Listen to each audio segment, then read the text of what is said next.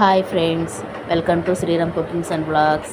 ఈరోజు నేను కలగూర పప్పు చేస్తున్నానండి. కలగూర అంటే అన్ని 4-5 రకాల ఆకుకూరలు కలిసి ఉంటాయి. ఇందుకోసం ముందుగా కందిపప్పు ఒక 1 అవర్ నానబెట్టుకొని దాంట్లో టమాటా, ఎర్రగడ్డ, మామిడికాయ, పచ్చిమిర్చి, ఆకుకూరలు, కొంచెం పసుపు ఇవన్నీ వేసి కుక్కర్లో పెడుతున్నాండి. ఒక 3-4 విజిల్స్ వచ్చే వరకు ఉంచాలి.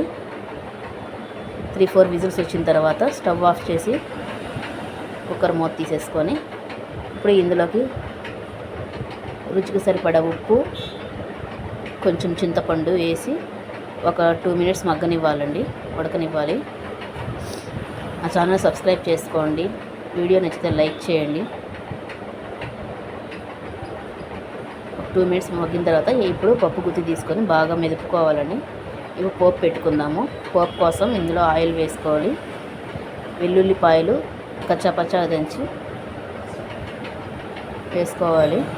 ఇవి కొంచెం ఫ్రై అయిన తర్వాత పోపు దినుసులు, ఇందులోనే కొంచెం చిటికెడు ఇంగువ కూడా వేసుకోవాలండి. ఇప్పుడు ఆనియన్స్, సన్నగా కట్ చేసిన ఆనియన్స్ గోల్డెన్ బ్రౌన్ కలర్ రావాలండి. ఆనియన్స్ గోల్డెన్ బ్రౌన్ కలర్ వస్తే పప్పు టేస్ట్గా ఉంటుంది.